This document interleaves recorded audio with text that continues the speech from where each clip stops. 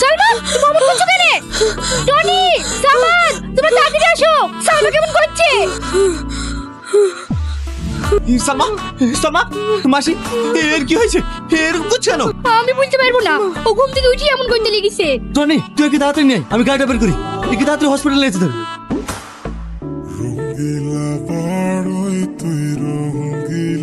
Very good, ও আগের থেকে অনেক বেশি সুস্থ হয়ে গেছে।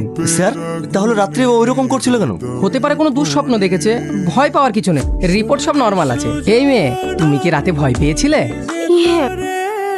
এই তো কথা বলছে। এই সামান, দেখ দেখ কথা বলছে। তুমি কি এদের দুজনকে চেনো? কি হলো বলো? হ্যাঁ চিনি। তাহলে আমার নাম কি বলো তো? টনি। আর এর নাম? সামান। স্যার আপনাকে অনেক অনেক ধন্যবাদ। আরে না না, ধন্যবাদ দিতে হবে না। ইনফ্যাক্ট ধন্যবাদ তো তোমাদেরকে দেওয়া দরকার। এইরকম একটা সিরিয়াস পেশেন্টকে তোমরা সেবা যত্ন করে সুস্থ করে তুলেছো, আমার তো ভাবতেই অবাক লাগছে। স্যার তাহলে এখন আমরা সালমাকে নিয়ে যেতে পারবো? হ্যাঁ, নিয়ে যেতে পারেন। আর হ্যাঁ, অবশ্যই ওর প্রতি একটু নজর রাখবেন, ও কিন্তু এখনো পুরোপুরি সুস্থ হয়নি। ও নিয়ে চিন্তা করতে হবে না স্যার, ওর সব সময় আমরা খেয়াল রাখবো।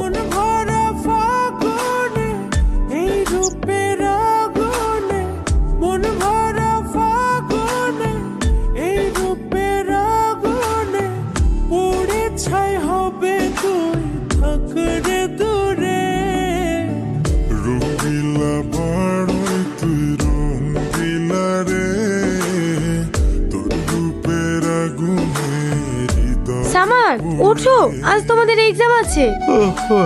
নটা বেজে গেছে। এই সামনে দৌড় রে, নটা বেজে গেছে, ওঠ।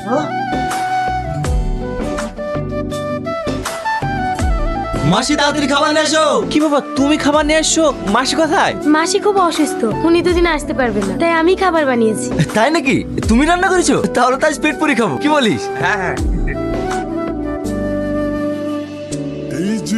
রান্না কেমন হয়েছে? খুব সুন্দর হয়েছে, হেব্বে হেব্বে, কি বলিস? দারুন দারুন।